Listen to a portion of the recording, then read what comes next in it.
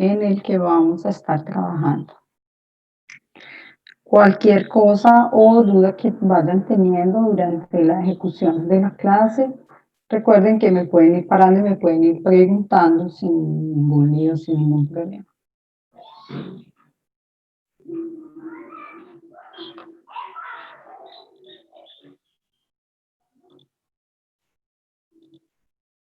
Bueno, entonces vamos a empezar la clase del día de hoy.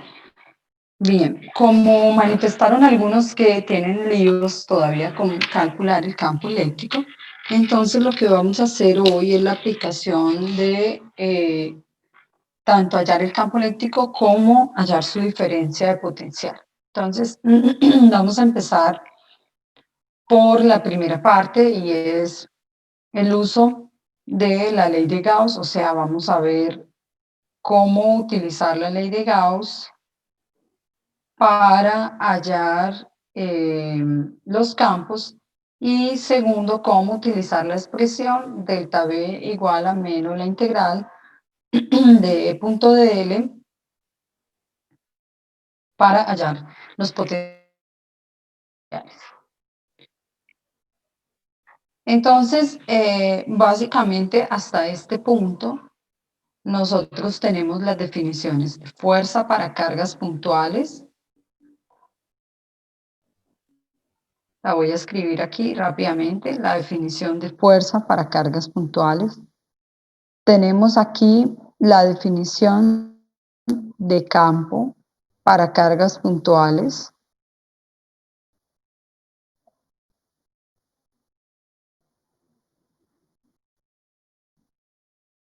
Tenemos aquí la definición o relación entre fuerza y campo.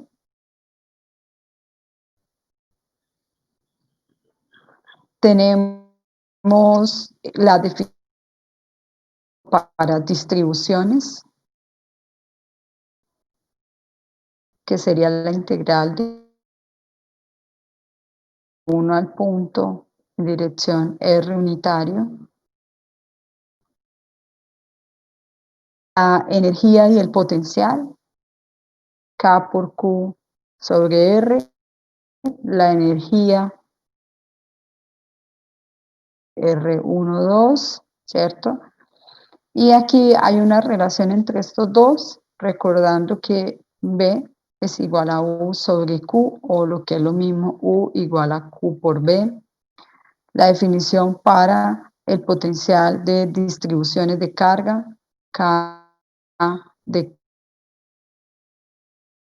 Y además hay una relación entre la diferencia potencial y el campo, menos el campo eléctrico producto punto vector distancia. ¿Okay? Que era como una de las relaciones que vimos, el campo eléctrico de cierta componente es a esa componente. Entonces, esas básicamente son como todas las expresiones que hemos revisado. Voy a empezar entonces con utilizar Gauss y diferencia potencial, la 1 y la 2. Entonces, ¿cómo lo vamos a hacer? Vamos a trabajar un problema en general, para todos. Voy a poner ahí la esfera que vamos a trabajar. Voy a colocar una esfera en el tablero número 2. Esa esfera es una esfera cargada. Ahí está. Es una esfera cargada, pero es una esfera aislante. Entonces, esta es una esfera aislante cargada. Entonces, por ser una esfera aislante cargada, va a tener o va a generar, ¿cierto? Si esta esfera tiene un radio R, va a generar campo eléctrico en puntos mayores que el radio va a generar campo eléctrico en puntos iguales al radio y puntos dentro del radio. ¿Ok? Ahí estoy volviendo a pasar el link del tablero para todos. Ok, entonces voy a tener campo eléctrico para R mayores que R, para R igual al radio y campo eléctrico para R menores que el radio. Es inevitable, lo queramos aceptar o no, es lo que se ha visto físicamente y es la existencia de esos campos. Entonces, voy a hacer el cálculo del campo eléctrico para todas esas regiones. Yo ya lo había hecho antes, lo voy a volver a hacer. Entonces, me quedaría la integral de E punto de A igual a la carga encerrada sobre epsilon sub 0, ¿cierto? Aquí, cuando nosotros necesitamos la carga encerrada, debemos construir la superficie gaussiana, ¿cierto? Entonces, cuando yo construyo mi superficie gaussiana, esa superficie gaussiana debe encerrar el material, el conductor, el aislante que yo esté trabajando. Entonces, en este caso, como lo estoy calculando en punto fuera, lo que hacemos es construir la superficie gaussiana en puntos afuera. ¿Qué ventaja tiene tener una superficie gaussiana en puntos afuera?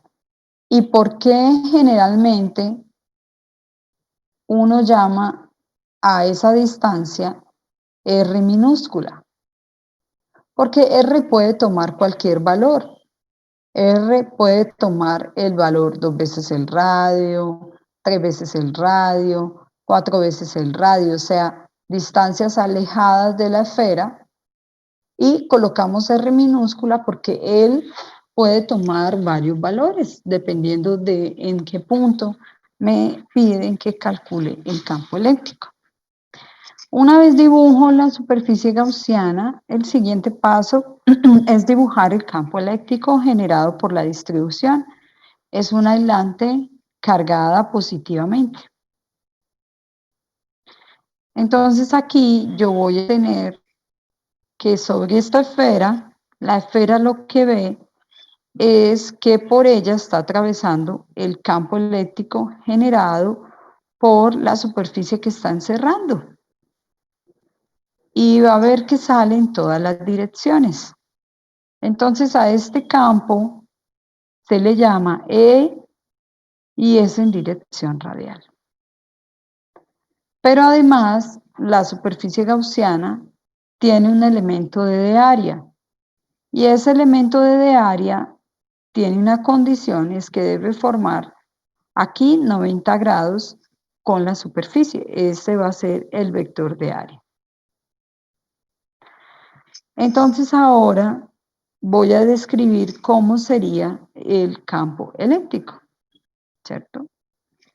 Entonces me quedaría integral de E, pero E es R unitario, producto punto de A, pero de A también es R unitario, integral cerrada de la carga encerrada, y lo que hace toda esa superficie gaussiana es que mira hacia adentro y ve que efectivamente está toda la carga encerrada y que la carga encerrada es Q sobre epsilon sub 0. Y ahora vemos que R.R va a dar 1, que es constante porque esa fue la generalidad de Gauss, y que la integral de dA va a dar A, y que esto nos conduce a que el campo eléctrico sea igual a Q sobre A, que es el área de la superficie gaussiana, 4pi, ¿cierto? Por R al cuadrado por epsilon sub 0. Y recuerden que Gauss lo que nos permite hallar es la magnitud del campo. Luego nosotros hallamos el vector, o sea, el vector E va a ser K por Q sobre R cuadrado en dirección R unitario. Recordando que K es 1 sobre 4pi epsilon sub 0. Y este valor del campo E igual a K por Q sobre R cuadrado en dirección R unitario es válido para los puntos R mayores que R, pero también es válido para los puntos R igual a R. Entonces, cuando miramos el campo eléctrico para R igual a R es de la forma R cuadrado en dirección R unitario, o sea, este sería el campo en la superficie.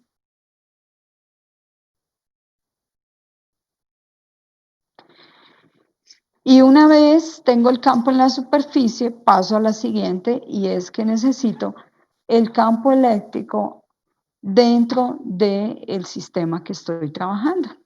Entonces, voy a ir al sistema que estoy trabajando. Estoy en el tablero ahora número 3, ¿cierto?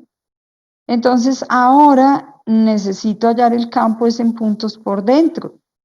Es decir, tengo el sistema tiene acá un radio R, una carga Q, es aislante, pero ahora necesito calcular el campo en puntos por dentro. De nuevo volvemos a lo mismo, ¿no?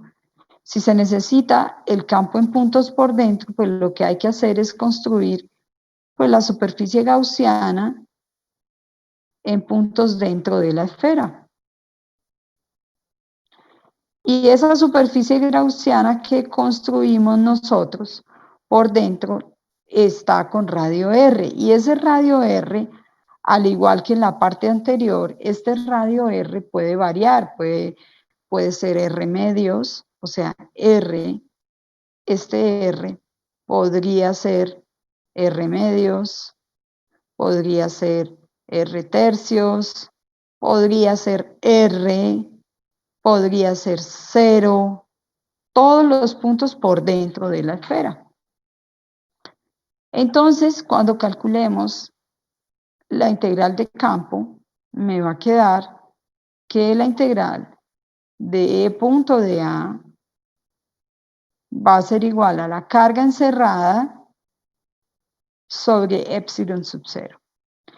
Y lo que vamos a ver aquí es que el campo eléctrico sobre la superficie de la gaussiana continúa en dirección hacia afuera en todas las direcciones. Y es lógico porque aquí adentro la superficie gaussiana logró encerrar una cantidad de carga que todavía no sabemos cuánto es, ¿cierto? Pero esa carga encerrada genera, sé que es positiva y que genera un campo saliendo en todas las direcciones. Pero además tenemos el vector de A, que es el vector de área de la superficie gaussiana, que sigue cumpliendo que en cualquier punto en donde usted lo dibuje, ¿cierto? Este sería el vector de A, él es perpendicular a la superficie gaussiana. Ahí voy a dibujar las líneas de campo. Las líneas de campo salen en todas las direcciones. Recuerden que esto es algo tridimensional, no es bidimensional. Entonces, cuando calculo el campo, me doy cuenta que de nuevo tengo el mismo proceso, que tanto el campo como el de A son vectores y son paralelos. O sea, el ángulo que están formando es de 0 grados y el coseno de 0 es 1. O sea, esto que está aquí, yo ya sé que vale E porque E es constante y me va a quedar la integral de dA que es A. Y va a ser igual a la carga encerrada sobre epsilon sub 0, o sea que E va a ser Q encerrada, el área de la superficie gaussiana, que va a ser 4pi R cuadrado epsilon sub 0. Y entonces aquí el lío es calcular cuál es la carga encerrada por la superficie gaussiana. Entonces, para poderla calcular, debo recordar que este tipo de superficies siempre tienen una propiedad que permanece constante, que puede ser su densidad volumétrica, su densidad por unidad de superficie o su densidad por unidad de longitud. En este caso, como estamos hablando de una esfera volumétrica, la que permanece constante es este ρ. Y este ρ lo que quiere decir es que usted puede coger la esfera gigante y la puede partir por la mitad y el ρ va a ser el mismo en ambos lados. Lo puede partir en 4 y el ρ va a ser el mismo en las 4 partes. Lo puede partir y el ρ va a ser el mismo en cualquier parte. No importa la división que usted haga, el ρ va a ser constante. Entonces, bajo esa premisa, para la esfera gigante, el ρ va a ser la carga que tiene la esfera, que es Q sobre epsilon sub 0, y el ρ para la carga que ve la superficie gaussiana, pues va a ser la carga encerrada Q aquí sobre el volumen de la esfera grande, sobre, y el otro Q encerrado sobre la esfera de la superficie gaussiana, que va a ser 4/3 de pi, ¿cierto? Por R al cubo, mientras que la otra, el otro volumen, va a ser, de una vez lo voy a reemplazar, va a ser 4/3 de pi por R al cubo. Aquí lo que hay que hacer es igualar las ρ's, porque son las mismas sobre toda la superficie gigante que en la porción que está viendo la superficie gaussiana. Cuando igualo, lo que veo es que se me cancelan estos 4/3 de pi y me queda entonces que Q sobre R al cubo va a ser igual a la carga encerrada sobre R minúscula al cubo. O sea, esta expresión que está aquí me permite calcular cuánto es realmente la carga encerrada. Entonces, cuando vengo a trabajar, voy a colocar el resultado en la siguiente diapositiva. Lo que voy a observar es que esta esfera cargada, ¿cierto?, de radio R, que he dibujado aquí, de radio R, de carga Q, tiene un campo eléctrico que es K por Q sobre R en dirección R unitario para puntos R mayores o iguales que R, y tiene un campo eléctrico que es igual, si reemplazo la carga encerrada, ¿cierto?, que acabamos de hallar, en la expresión del campo, lo que voy a obtener es que me va a quedar Q, K por Q, R sobre R al cubo en dirección R unitario, y esta expresión va a ser válida para los R menores o iguales que el radio. ¿Ok? O sea, el campo eléctrico es una función continua y su continuidad se da en la frontera de la superficie de la esfera. ¿Ok? Recordemos que en todos estos ejercicios lo que nosotros hemos hecho es reemplazar el valor de K, que K es 1 sobre 4pi epsilon sub 0. Y este sería el campo eléctrico generado por la esfera aislante. Ahora entonces vamos a trabajar la diferencia de potencial para la misma esfera. Entonces, ¿cómo hacemos para calcular la diferencia de potencial? Entonces tenemos la esfera gigante y la idea es calcular la diferencia de potencial ahora, o conocer cuál es el potencial generado por esta esfera en puntos R mayores o iguales que R y en puntos R menores o iguales que el radio. Fíjense que yo escribí el potencial muy parecido a cómo está el campo. De hecho, el campo y el potencial son propiedades que tienen las diferentes geometrías. Entonces, vamos a ver aquí que esta esfera, entonces, tiene radio R, carga Q, es aislante y vamos a hacer el cálculo del potencial. Para calcular el potencial tiene un punto de referencia para ser medido. Y esto hace alusión a la energía potencial gravitacional. Cuando se dejaba caer una piedra desde un acantilado a una cierta altura h, el punto de referencia de la energía es el piso y allí es cero. No importa el punto de referencia que usted ponga, pero siempre el cero, el piso, es la medida de la energía potencial gravitacional. Al igual que la energía potencial gravitacional, como el potencial es energía, en el infinito el potencial es cero. Y cuando nosotros calculamos los potenciales, haciendo un recorrido de afuera hacia adentro. ¿Cuál es la razón por la que los potenciales se calculan de afuera hacia adentro? La razón más importante es por las superficies equipotenciales. O sea, estas esferas, no solo las esferas, los cilindros y todos los diferentes geometrías físicas son muy parecidas a una especie de cebolla cabezona, ¿cierto? ¿Qué pasa con la cebolla cabezona?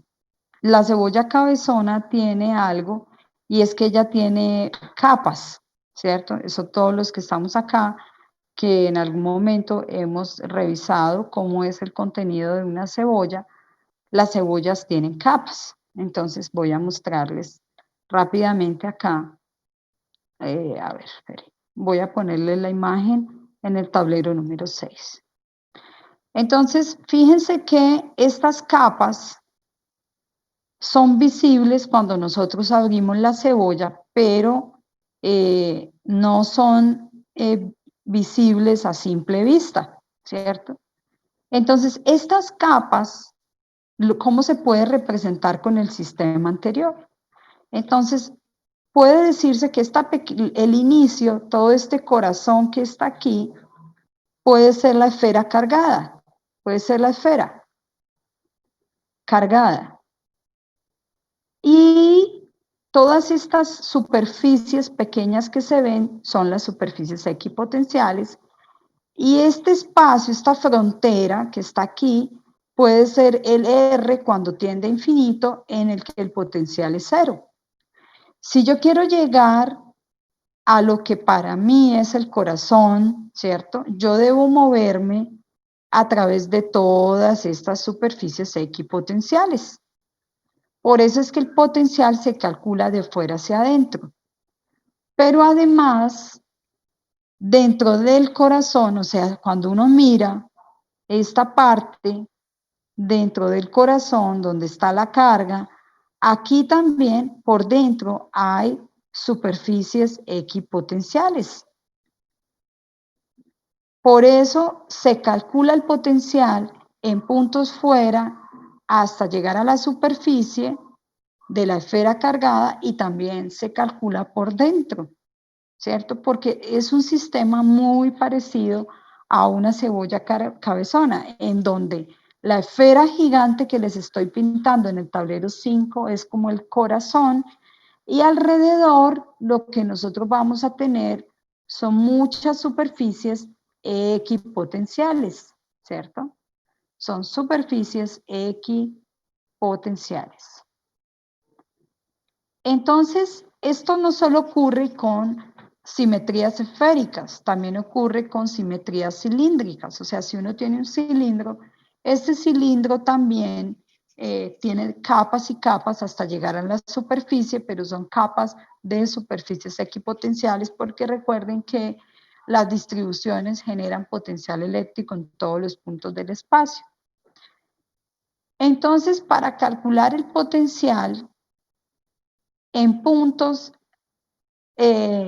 cercanos, antes de tocar la superficie, lo que hacemos es que nos venimos desde el infinito y llegamos hasta un punto cualquiera que se encuentre a una distancia que aquí vamos a llamar R. Y esta trayectoria de venirse desde el infinito hasta ese punto R es lo que nosotros llamamos un dr. O sea, usted puede describir el dl como un dr, porque este dl lo que hace referencia es a distancia, a vector distancia. Entonces, cuando yo vengo y calculo para puntos mayores que el radio, yo lo que estoy observando es que la diferencia de potencial es igual a menos la integral, ¿cierto? Esta integral es una integral de distancias. Si es una integral de distancias, yo estoy viniendo desde el infinito y estoy llegando hasta un punto R, ¿cierto? Que es donde deseo calcular el potencial. Y por fuera de esa superficie, yo ya tengo el campo eléctrico, porque yo tengo que esto es E producto punto de R. Este campo eléctrico yo ya lo tengo, lo acabamos de calcular hace un momento atrás. Y si lo dibujo, lo que estoy observando es que el campo eléctrico va a ir así en este sentido. O sea, este sería el campo eléctrico saliendo.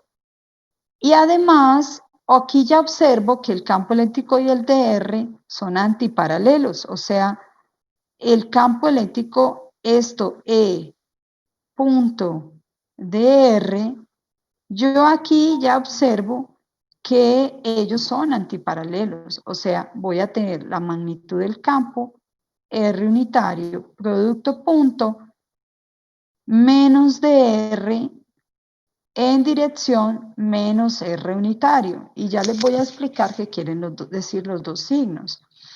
El menos R unitario lo que quiere decir es que el dr viene de afuera hacia adentro, o sea, este menos R unitario es porque el vector viene entrando. Y el menos dr es porque me estoy midiendo o estoy moviéndome desde menos infinito hasta un punto cercano, ¿cierto? Entonces, fíjense que el punto final tiene un valor menor con respecto al punto inicial. Es decir, si este es el punto 0 y de aquí hasta aquí hay R, y yo estoy viniendo es por allá desde el infinito, el dr es final menos el inicial, ¿cierto? Fíjese que el final es R y el inicial es el infinito, o sea, R menos infinito da negativo. Por eso este dr es negativo. Entonces, este menos con el menos de acá, pues da más. O sea, en últimas, el E punto dr nos está dando es E en dirección R, producto punto dr en dirección R unitario, porque este menos con este menos simplemente me da más. Y aquí lo que voy a obtener es que R.R da 1 y me va a quedar E por dr. Y entonces ahora voy a pasar al siguiente tablero, no al 6, sino al 7. Y en el 7 voy a describir la diferencia potencial, es decir, la diferencia de potencial va a ser igual a menos la integral desde el infinito hasta R, y ya sé que aquí me va a quedar E por dr. ¿Y cuánto vale E? ¿Cuánto es la magnitud del campo para puntos mayores que R? Ya sabemos que es K por Q sobre R cuadrado. Entonces, esta diferencia de potencial va a ser igual a menos la integral desde el infinito hasta R del campo, que es K por Q sobre R cuadrado por dr. K y Q son constantes, o sea, me queda menos K por Q integral desde el infinito hasta R de dr sobre R cuadrado, ¿cierto? Y la integral de dr sobre R cuadrado es como tener la integral de R a la menos 2 por dr. Esto es como tener menos 1 sobre R. Cuando reemplazo, entonces me queda que la diferencia de potencial es igual a K por Q sobre R evaluado desde el infinito hasta un punto R. Es decir, esto es K por Q sobre R menos K por Q sobre infinito. Pero nosotros ya sabemos que en el infinito, cuando un número se divide por un número muy grande, esto se hace 0. Y aquí lo que yo tengo es delta B, o sea, tengo es diferencia de potencial. Voy a pasar al tablero número 8.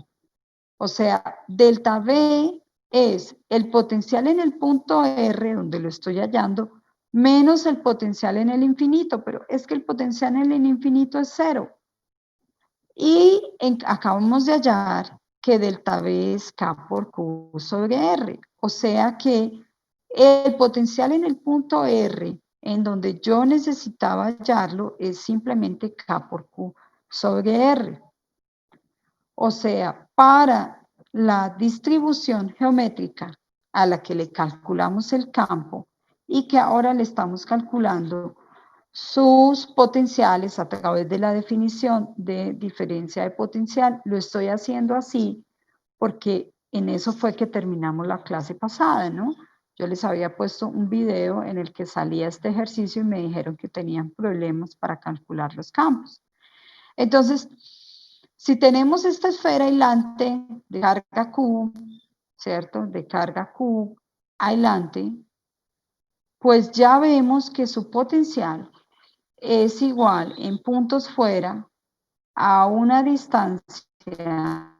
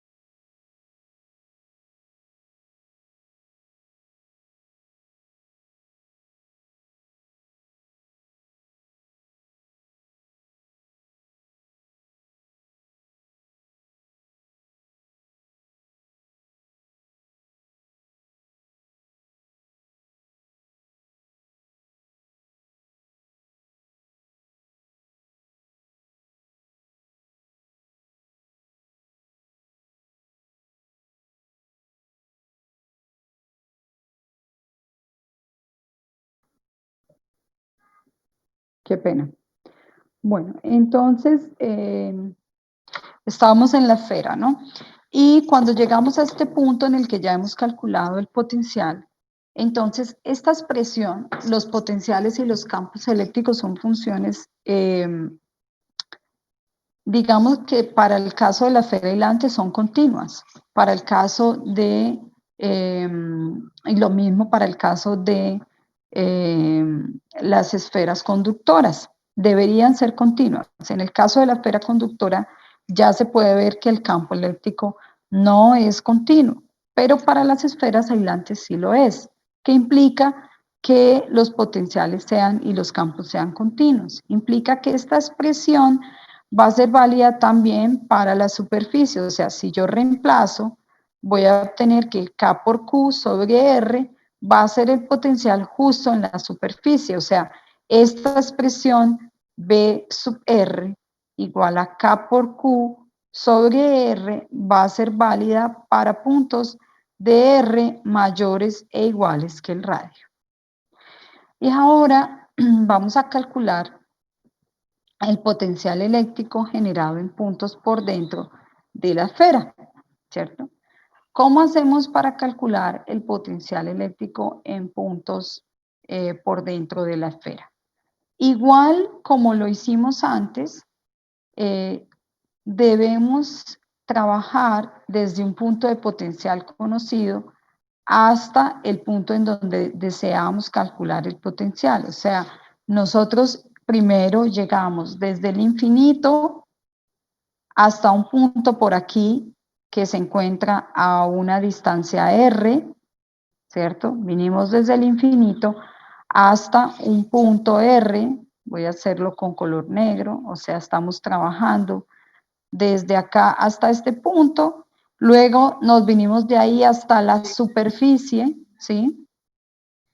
Las dos expresiones que están en rojo en el tablero 8, ¿esas son para la aislante o para la conductora?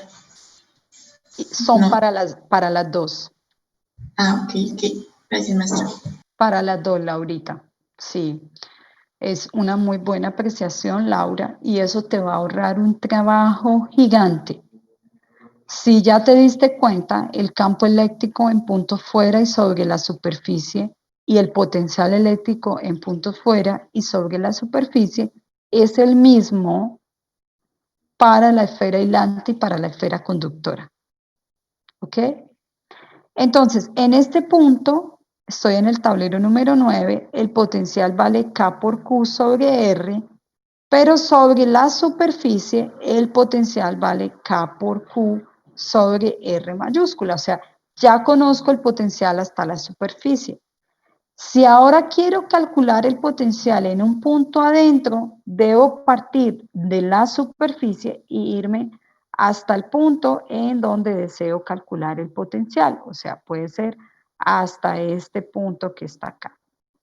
Entonces, nosotros siempre cuando venimos calculando potencial lo hacemos desde un punto conocido, o sea, no nos venimos a la loca desde el infinito hasta un punto adentro. Habría que pasar primero por la superficie.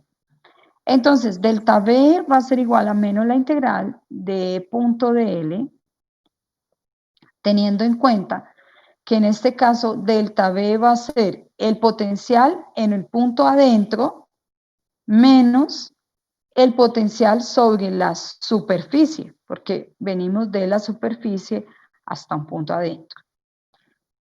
Y el campo eléctrico por dentro se comporta de una forma especial, ya lo acabamos de hallar, es K por Q por R, ¿cierto?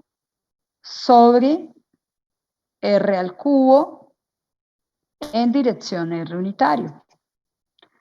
Y recordemos que el de R viene hacia abajo, el campo está hacia afuera, que el producto E punto de R simplemente me va a dar E por DR. Ya expliqué antes cuál es la razón, entonces me va a quedar K por Q, R sobre R al cubo por DR. O sea que esta diferencia de potencial va a ser igual a menos la integral desde la superficie hasta un punto adentro del campo K por QR sobre R al cubo por DR. Si observo en toda esta expresión, K, la carga y R al cubo son constantes, o sea, aquí la integral simplemente me va a quedar, es una integral de R por DR.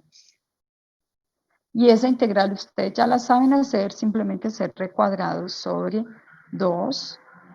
O sea que la diferencia de potencial va a ser menos K por Q sobre R al cubo y aquí me va a quedar R cuadrado sobre 2 y ahora debo evaluarlo en los puntos de integración que me están pidiendo.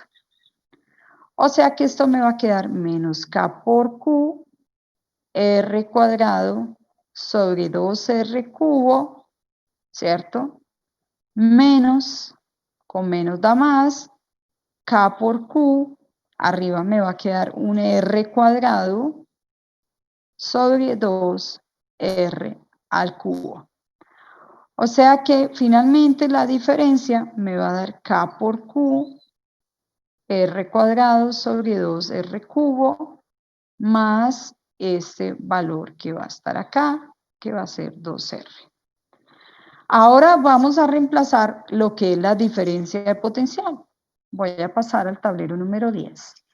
Porque la diferencia de potencial es el potencial final en el punto en donde lo estoy calculando, menos el potencial inicial que era en la superficie. Pero nosotros sabemos que el potencial en la superficie es K por Q sobre R. Y además sabemos que esta diferencia potencial la acabamos de hallar, nos da K por Q, ¿cierto? R cuadrado sobre 2R cubo más K por Q sobre 2R. Entonces, así despejamos el potencial en puntos por dentro. B sub R va a ser de la forma, esto me va a quedar 3 medios de K por Q sobre R menos K por Q R cuadrado sobre 2R al cubo. Y este potencial es para puntos menores que R, pero si ustedes reemplazan, justo cuando R vale R, vamos a ver que obtengo el potencial en la superficie, K por Q sobre R, o sea, que esta expresión también es válida para puntos menores e iguales que R. O sea que para el sistema que nosotros estamos estudiando, que es una esfera aislante cargada de radio R mayúscula, ¿sí? Ella tiene aquí radio R mayúscula, carga Q aislante. Profe, tengo una pregunta. Sí. ¿Por qué surge el 3 medios de carga por cubo sobre R? ¿Estás en el tablero 10, Nicolás? Sí, profe, estoy aquí. Míralo, porque está este término que está aquí, que te estoy encerrando con rojo, que va a pasar aquí a sumar. Y va a sumar con este, mira. Son iguales, K por Q sobre R, solo que el uno va a tener un medio y el otro solo va a tener más uno, o sea, te va a quedar un medio más uno y de ahí sale el 3 medios. ¿Sí, Nicolás? Sí, profe. ¿Mm? Sí, porque recuerda que la diferencia de potencial es la diferencia de potencial entre la última superficie que toqué y la superficie interior. Y estos van a ser los potenciales. Aquí tengo el potencial para radios menores que R y el potencial para radios mayores o iguales que R va a ser simplemente K por Q sobre R para radios mayores o iguales que R. Y así hemos hallado todo, o sea, tenemos el campo y tenemos las diferencias de potencial o diferencias o potenciales en los diferentes puntos, ¿cierto? Entonces, estas expresiones son muy importantes porque nos permiten ver, pues, de forma general cómo funcionan. Vamos entonces ahora a trabajar otra cosa, ¿ok? Entonces, vamos a ver como para cambiar un poquito, el cálculo de la diferencia de potencial de un cilindro. No el cálculo del campo, el cálculo de la diferencia de potencial creado por un cilindro finito. Bueno, entonces, a ver. Listo. Entonces, para ir combinando, ¿sí? Para que no se aburran ahí solo de escuchar mi voz. Este dura 11 minutos, o sea, en 11 minutos en principio la mayoría ya puede ver. Aquí lo que hacen es calcular el potencial y luego miran qué pasa cuando se suelta una carga, o sea, cómo se utiliza cuando tú ya conoces el potencial, cómo se utiliza esa expresión. Entonces, son las 6:58, son tomarse 11 minutos, o sea, Muy a bien, aquí las tenéis 7:10 enunciado. ya todos, en principio, ya deberían ver el ejercicio y pueden hacerme preguntas. De nuevo, lo mismo que la clase pasada. Y ahorita vamos a ver otro tipo de ejercicios con esferas cuando son cascarones. Estas son esferas grandes, gigantes. Ahorita vamos a ver ejercicios con cascarones esféricos. Entonces, revisen 11 minutos a las 7:10. Entonces, hablamos y resolvemos dudas que tengan. Pregunta respecto al ejercicio que acabamos de trabajar.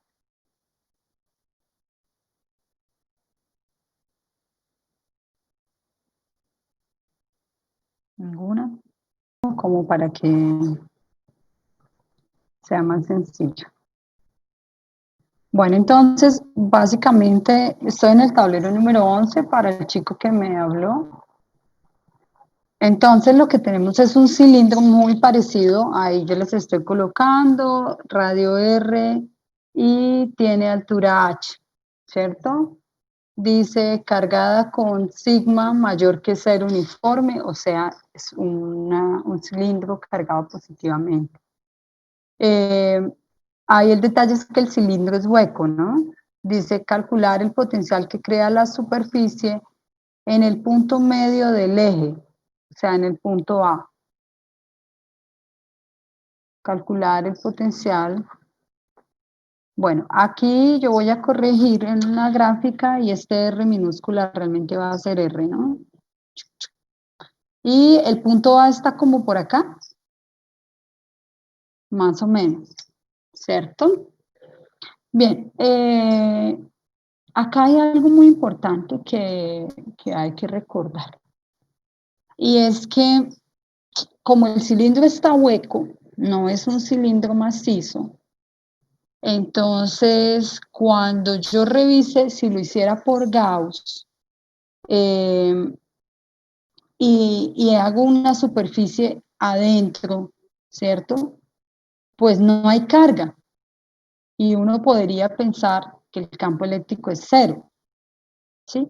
Para el chico que me está preguntando que no entiende por qué colocaron ese hilo, ¿quién era? Espere, reviso el nombre. Yo, profe. Espera, mi corazón, voy allá. ¿Quién es? Anthony. Sí. Anthony, lo que pasa es que si tú quieres calcular, claro, porque para poder calcular las diferencias de potencial, ¿cierto? Para poder hacer el cálculo de diferencia de potencial, nosotros debemos saber el campo eléctrico afuera, el campo eléctrico en la superficie y adentro, ¿sí? ¿Cómo es el campo eléctrico, cierto? Este como es un cilindro hueco, o sea, es un cilindro que está cargado, sigma por unidad de área, pero por dentro es hueco, ¿sí, Anthony? Resulta que si usted hace Gauss para calcular el campo eléctrico por dentro, ¿cuánto le va a dar Gauss? Gauss lo que ve es la carga encerrada. ¿Cuánta carga encerrada está viendo Gauss? Va a haber 0, ¿sí? Entonces usted puede pensar que el campo eléctrico es 0 y no lo es, porque es evidente que si es un cilindro hueco y está cargado positivamente, él está generando campo eléctrico en todos los puntos del espacio. Entonces me explico, aquí afuera sería así, aquí afuera así, o sea, en todos los puntos del espacio él genera campo eléctrico, en todas las direcciones. No va a generar arriba en las tapas ni abajo porque por dentro es hueco, pero además por dentro va a generar también campo eléctrico, o sea, él está generando campo eléctrico en estas direcciones, ¿cierto? Entonces, lo que está haciendo aquí es calculando, ¿cierto? ¿Cuál sería el potencial generado para poderlo hacer? Él lo que dice es, imaginémonos, claro, como es hueco y no puedo usar Gauss, entonces él lo que dice es, imaginémonos que aquí a lo largo de la superficie, porque es en la superficie en donde hay carga, imaginémonos que lo que tenemos es un hilo, un hilo.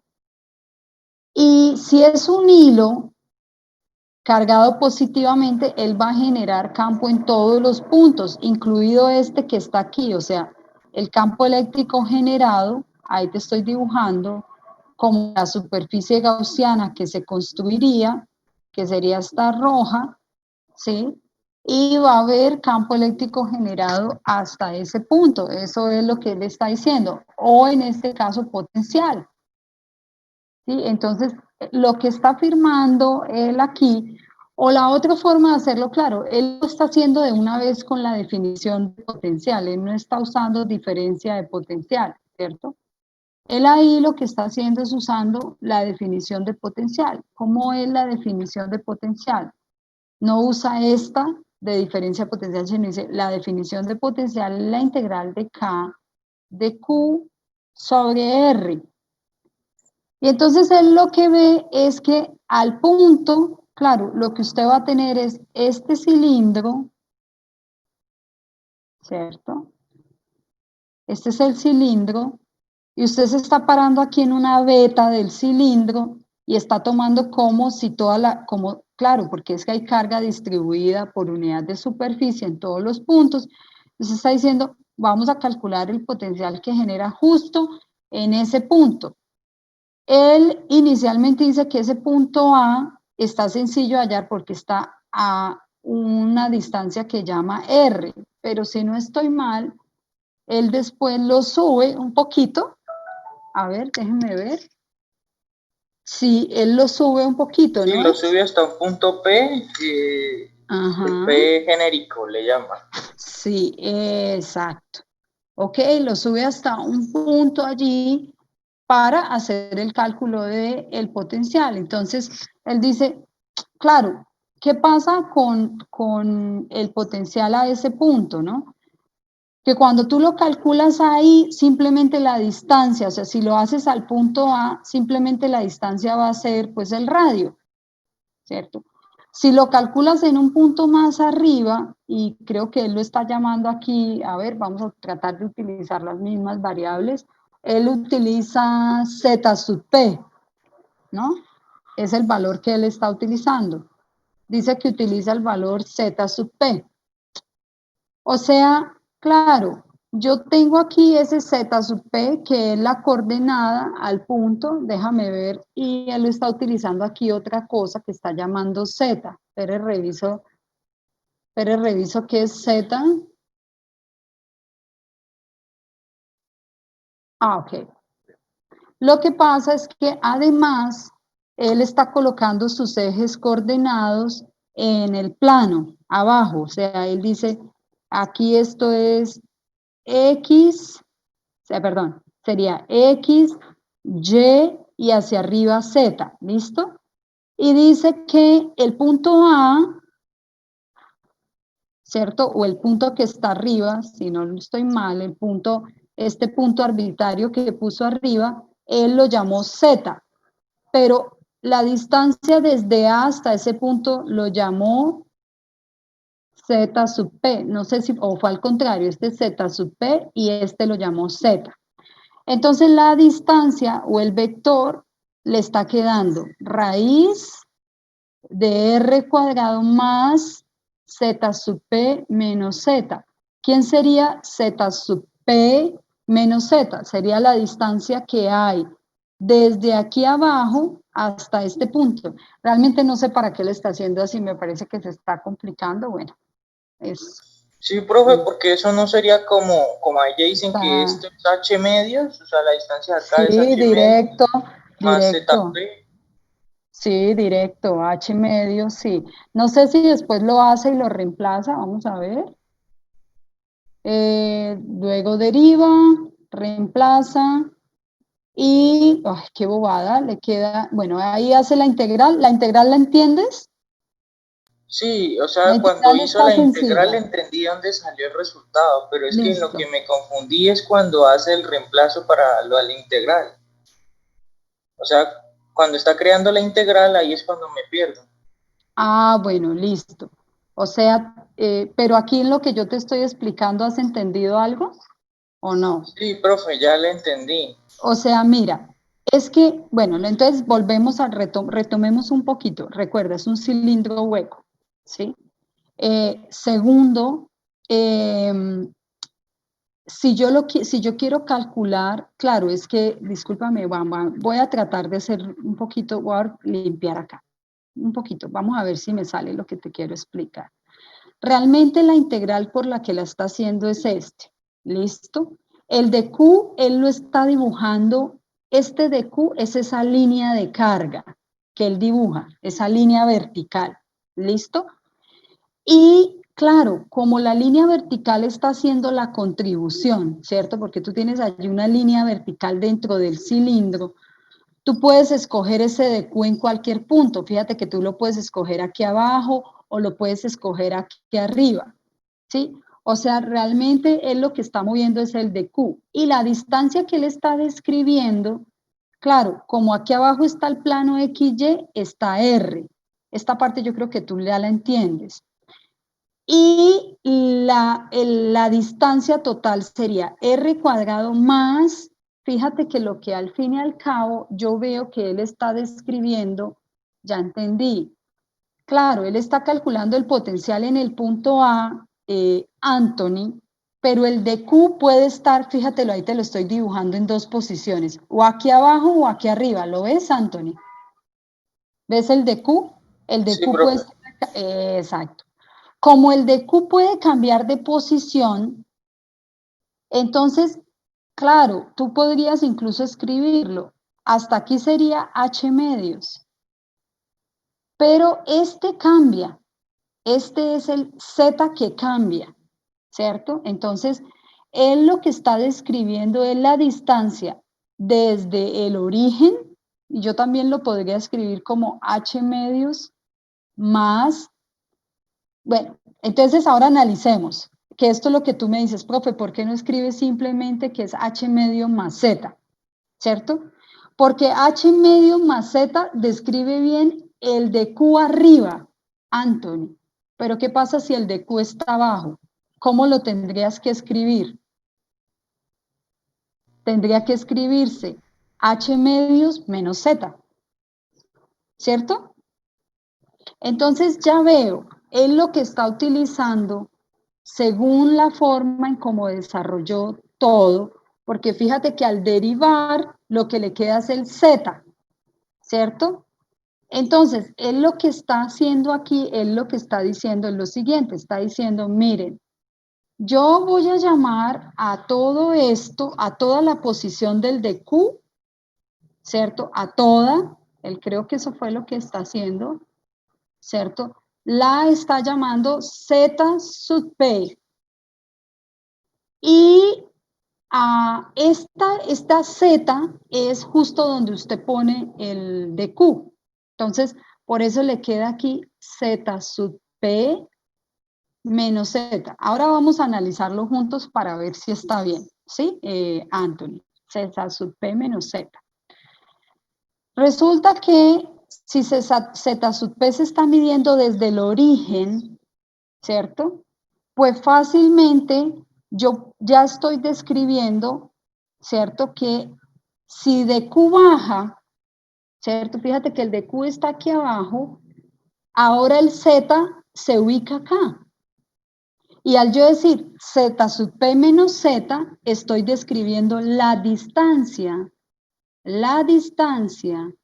que hay entre, ¿cierto? En la coordenada Z, entre el de Q y el punto de cálculo. ¿Sí ves, Anthony? Por eso es que él no utiliza colocar H medios más Z. ¿Sí ves, Anthony? ¿Por qué? Porque de esta manera le queda general. Fíjate, Z sub P va a ser el que describe el de Q desde el origen. Z es la distancia que describe desde el punto de cálculo hasta donde se está moviendo el de Q. Por eso cuando él deriva, claro, aquí, entonces voy a tratar de hacerte ahora un dibujo, yo y mis dibujos tridimensionales, vamos a ver si me sale, a ver si con esto lo aclaramos. Ya lo demás es carpintería, ¿cierto, Antonio? O sea, cómo hace la integral y eso realmente no es que tenga mucho significado. Entonces te lo voy a poner aquí, míralo, Antonio. Esta es la coordenada. Y aquí arriba está el de Q.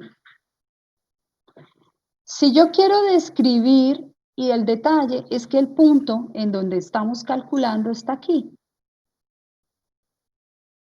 Entonces, este de Q cuando cae al plano, tiene coordenada aquí en Y y tiene coordenada en X. Esta coordenada en X resulta que aquí yo tengo R, que es el radio del círculo, y él lo describe a través del ángulo teta, ¿cierto? Y él dice, mire, a través del ángulo teta, para yo describir cómo se relaciona el de Q con el punto, yo lo que estoy observando es que en X sin Y no cambia nada. X va a valer R, ¿cierto? Seno de teta, y Y va a valer R Coseno de coseno teta. de teta. O sea, ahí no hay lío.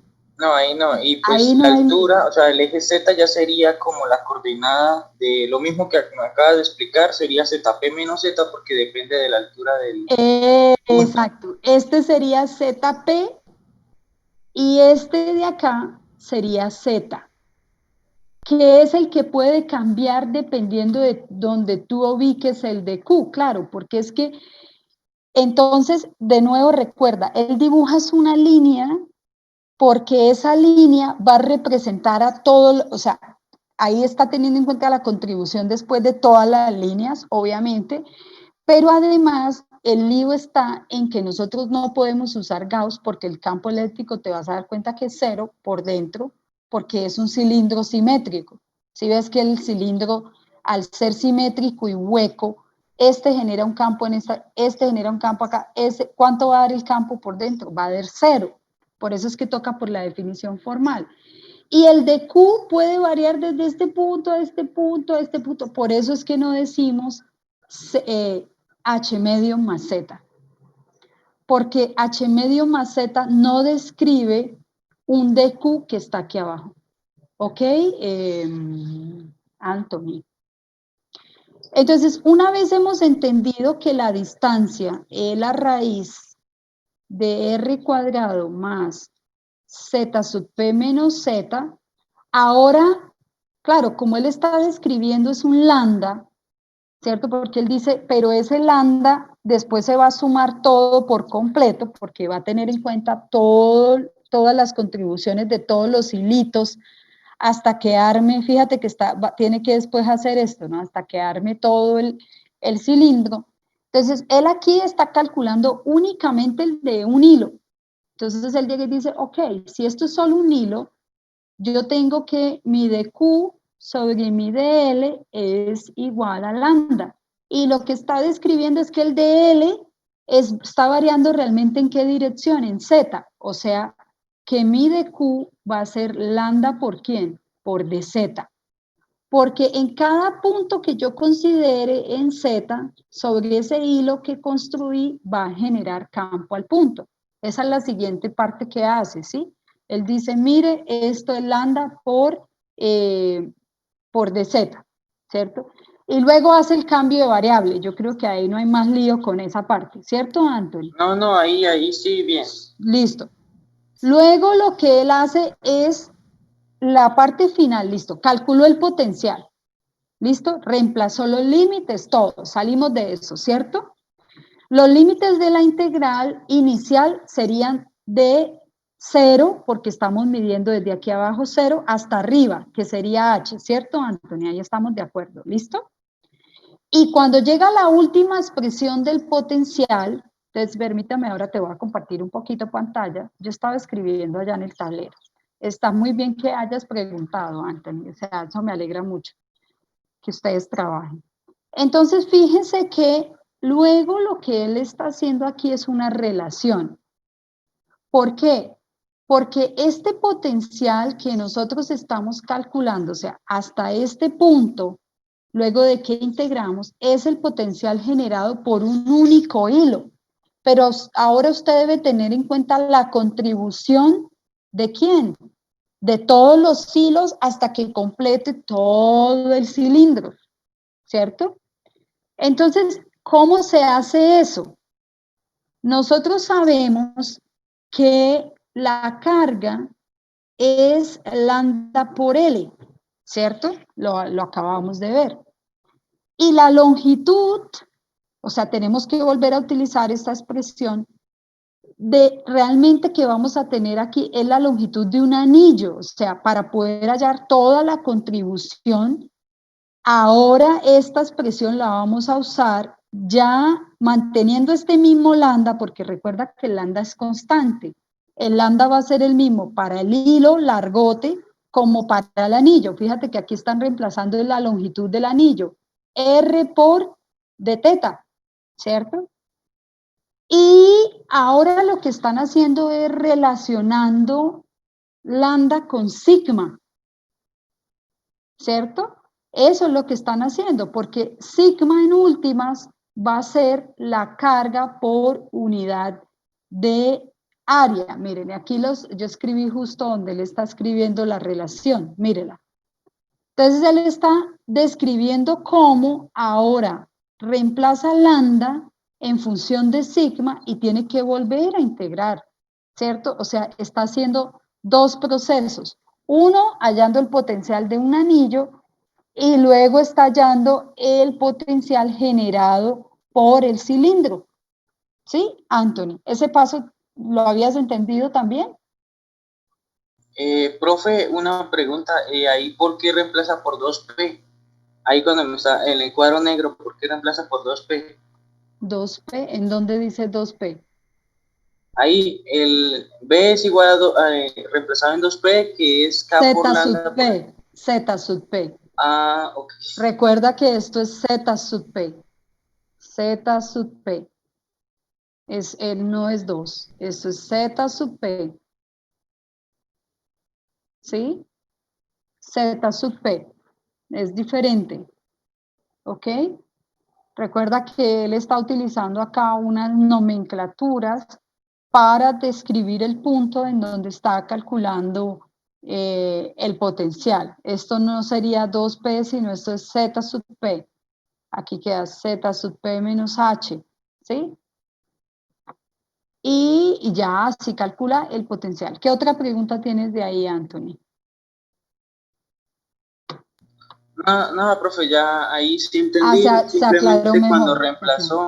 cuando reemplazó, como queda una resta, aplicó el logaritmo, por eso queda Sí. esto como un cociente.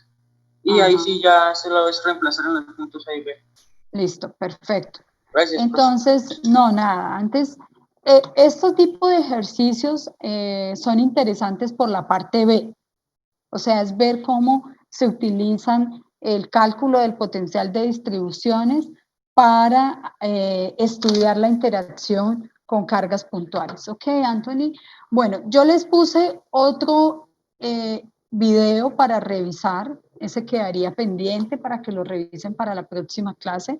Gracias, Anthony, me alegra mucho que ustedes cojan realmente los videos y repasen, siempre preguntando todo. Si aún les continúan las preguntas sobre el video que acabamos de ver, con todo el gusto yo puedo irles respondiendo.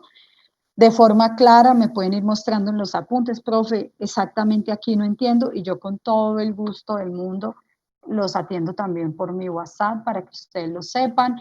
Recuerden que hay tutorías de física 2, yo les pasé el link. ¿Alguno de ustedes ha asistido, ha entrado a trabajar en esas tutorías o no? Sí, señora. ¿Qué tal, Laura?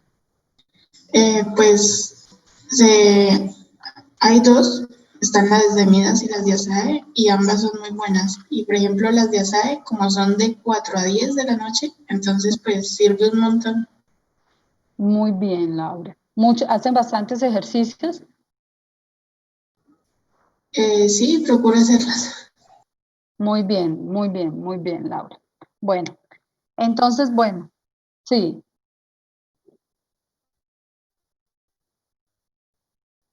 Eh, pero me reviso acá de rapidez. Sí, hasta la que está activa de la semana 7. Todas las que están activas. Ajá. Sí, son todas, yo les activé hasta la semana 7. No recuerdo si es hasta el bloque 2 o 3, pero son todas las que están activas para el chico de pregrado. Ya te voy a revisar y te digo exactamente